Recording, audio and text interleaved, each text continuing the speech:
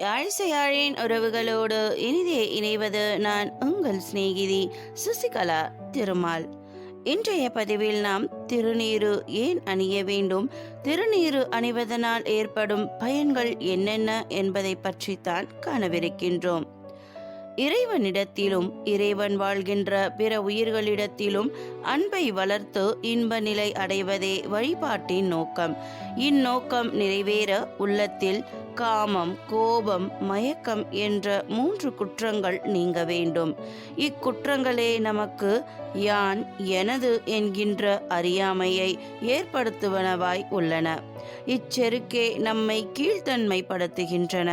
இத்தகைய குற்றங்களை களையவே அன்றாட வாழ்வில் கடைபிடிப்பதற்கு பின்பற்றுவதற்கு சாதனங்கள் என்று சைவம் சிலவற்றை கூறுகிறது. அவற்றில் ஒன்றுதான் திருநீறு அணிதல். திருநீறு நிலையாமையை உணர்த்தும் அரிய பொருளாய் உள்ளது. அதாவது இறைவன் கொடுத்திருக்கின்ற இத்தற்காலிக மானுட உடலானது இறுதியாய் ஓர் நாளைக்கு இத்திருநீற்றை போன்று சாம்பலாய் போகும். உயிராகப்பட்டது தன்னை பற்றி கொண்டிருக்கின்ற யான், எனது என்ற அறியாமையையும், கண்மம் என்கின்ற செயலையும், மாயை என்கின்ற மயக்கத்தையும் விட வேண்டும் என்பதனை முக்கோடுகளாய் ஒவ்வொரு வேளையும் அணியும் போது நமக்கு நினைவுறுத்துகின்றது. எனவே திருநீறு என்பது நாம் நம்மிடம் உள்ள உள் அழுக்குகளை தூய்மை செய்து அன்பு நெறிக்கு ஆளாகி இன்ப நிலையை அடைய வேண்டும் என்பதை நினைவுறுத்தும் ஓர் அரிய சின்னமாய் உள்ளது. நீரில்லா நெற்றி பாழ் என்பது ஔவை வாக்கு. திருநீற்றின் பெருமை சொல்லவே உருவானது திருஞான சம்பந்தரின் திருநீற்று பதிகம். மந்திர சொற்களுக்கு நிகரானது திருநீறு. சைவ சமயத்தவரின் அடையாளமாக மட்டுமல்லாமல் தெய்வீக ஆற்றல் தரும் புனித சின்னமாகவே திருநீறு போற்றப்படுகின்றது.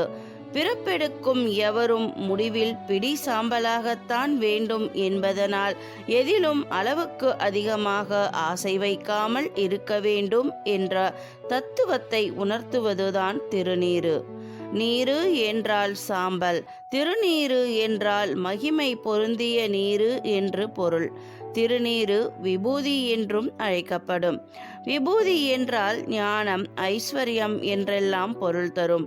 பிறப்பு இறப்பு என்னும் கொடுமையான பிறவிச் சுழலில் இருந்து விடுவித்து ஈசனின் திருவடிகளில் நம்மை கொண்டு சேர்க்கும் மருந்து திருநீறு என்று போற்றுகிறது திருஞான சம்பந்தரின் திருநீற்று பதிகம். சைவ சித்தாந்தம் கூறியபடி திருநீறு 4 வகைப்படும்.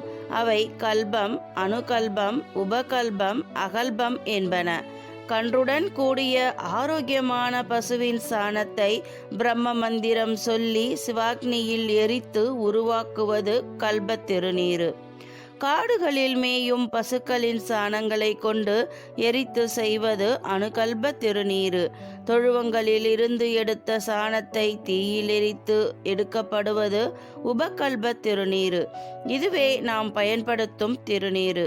தரையில் விழுந்து கிடக்கும் சாணங்களை எடுத்து தயாரிக்கும் திருநீறு அகல்பம். சாம்பலாகி வரும் திருநீறு மும்மலங்களையும் சாம்பலாக்கும் என்கிறது தேவாரம்.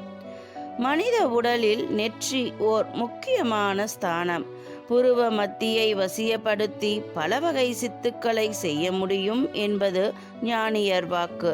நெற்றியின் மையத்தை காப்பதற்கே விபூதி அணியப்படுகிறது. ஆஞ்ஞா விசுத்தி சக்கரங்களை பாதுகாத்து ஆன்ம ஒளியை பெருக்குவது விபூதி. பிட்யூட்டரி சுரப்பியை தூண்டச் செய்யும் நெற்றியை சீர்படுத்தவும், சூரிய கதிர்களின் சக்தியினை நெற்றி வழியாக உள்ளே செலுத்தவும் திருநீறு பயன்படுகிறது என்றும் சொல்லப்படுகிறது. விபூதி சிறந்த கிருமி நாசினி என்றும் அதனால் பல நோய்கள் வராமல் தடுக்க முடியும் என்றும் சொல்லப்படுகிறது. விபூதியை ஜபம், மந்திரித்தல், யந்திரங்கள், மருத்துவம் என பல்வேறு பணிகளுக்காக பயன்படுத்திய விதத்தை அகத்திய மாமுனி அகத்தியர் பரிபூரணம் என்ற நூலில் விளக்கியிருக்கின்றார்.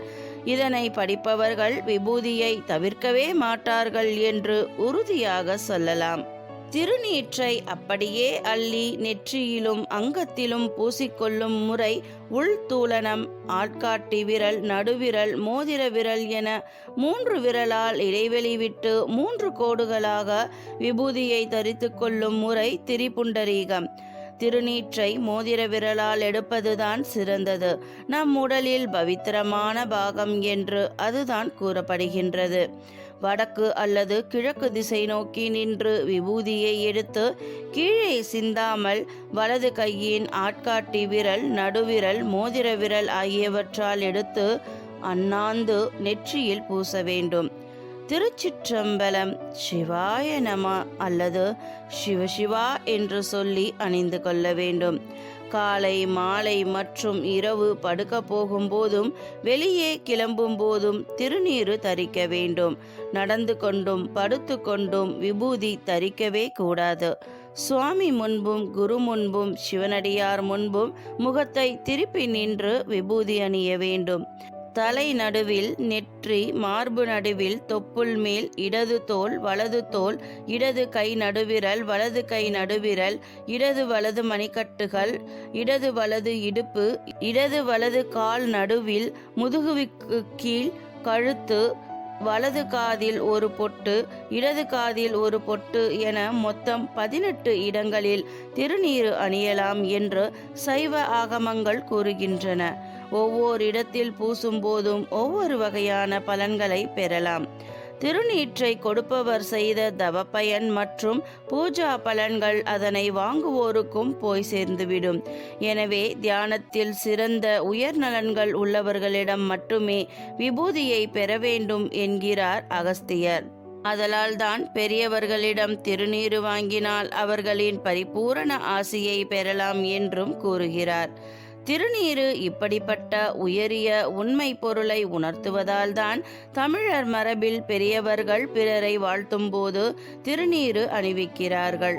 திருமணத்திலும் சரி, இறப்பிலும் சரி, இன்னும் சில நிகழ்வுகளிலும் திருநீறு தவறாமல் இடம்பெறுகிறது. இன்பத்திலும் துன்பத்திலும் மேற்கூறிய வாழ்வியல் உண்மையை மறந்துவிடாதே என்று நினைப்பிப்பதுதான் இதன் நோக்கம். எனவேதான் திருஞான சம்பந்தர் திருநீற்று பதிகம் என்று 11 பாடல்கள் உயரிய சிறப்பு அருந்தமிழ் மாலை ஒன்றை பாடியுள்ளார். மதுரையில் பாண்டிய மன்னனின் வெப்பு நோயை திருநீறு பூசி போக்கினார். இறைவனின் திருவருளால் எண்ணி அணிவித்த அத்திருநீற்றினை மந்திரம் போன்று நினைத்ததை கொடுத்து காக்கும் எனவும், உலகில் வாழ்கின்ற உயிர்கள் அணிகின்ற உயர்ந்த பொருள் எனவும், இறை அழகை நமக்கு தரக்கூடியது எனவும், சைவ நூல்களால் புகழ்ந்து கூறப்பட்டது எனவும், சைவ சிவாகமங்களில் சிறப்பாக கூறப்பட்டது எனவும், இறைவன் உயிரை பற்றியுள்ள அழுக்கு என்பதனை நினைவூட்டுவதாய் உள்ளது எனவும் குறிப்பிடுகின்றார். மேலும் இத்திருநீற்றினை மதுரை திருக்கோயில் இறைவர் திரு ஆலவாயர் அணிந்துள்ளார் எனவும் குறிப்பிடுகின்றார். அறிவியல் படியும் திருநீறு பசுவின் மலத்தினால் செய்யப்படுவதினால் அது ஒரு நல்ல கிருமி நாசினி என்றும் புலப்படுகிறது. எனவேதான் திருநீற்றினை அன்றாட வாழ்வில் பின்பற்றக்கூடிய சாதனங்களில் ஒன்றாய் நம் சைவ சான்றோர் குறிப்பிடுகின்றனர். சிவபெருமானை நினைத்து திருநீறு அணியும் போது 3 கோடுகளாக பூச வேண்டும். இவ்வாறு 3 கோடுகளாக பூசுவதை திரிபுண்டரம் என்று கூறுகின்றனர். 3 கோடுகளாக விபூதி பூசுவதின் ரகசியம் என்னவென்றால், மும்மலங்களை அழிப்பதுடன் கடந்த காலம், நிகழ்காலம், எதிர்காலம் என 3 காலங்களிலும் செய்கின்ற பாவங்களும் நீங்கி இறுதியில் மோட்சம் கிடைக்கும். திருநீரிடுதல் என்பது மாசில்லா சுத்தமான நிலையின் அடையாளமாகும். திருநீறு கவசமாய் நின்று தீவினைகளை போக்கும் என்று திருமூலர் குறிப்பிடுகின்றார். நற்சிந்தனைகளையும் நற்செயலையும் நற்சொற்களையும் தோன்றச் செய்து உயிரை தூய்மையாக்கி உயர்ந்த வாழ்வினை அடைய சாதனமாய் உள்ள திருநீற்றை நாளும் பூசி மகிழ்வோம். திருநீறு ஆன்மீக பலத்துக்கும் மட்டுமல்ல, ஆரோக்கிய நலத்திற்கும் உகந்தது என்கிறது நவீன அறிவியல். மகிமை என்ற பொருளை கொண்ட விபூதியின் ஆற்றல் சிவனுக்கு நிகரானது என்கிறது திருஞான சம்பந்தரின் தேவாரம். தேவர்களும் ஞானிகளும் போற்றிய திருநீற்றை அணிந்து நாளும் வளமோடு வாழ்வோம். சரி நண்பர்களே, இந்த வீடியோ உங்களுக்கு பிடிச்சிருந்தா லைக் பண்ணுங்க, கமெண்ட் பண்ணுங்க, ஷேர் பண்ணுங்க, மறக்காம சப்ஸ்கிரைப் பண்ணுங்க ஃப்ரெண்ட்ஸ். நன்றி, வணக்கம்.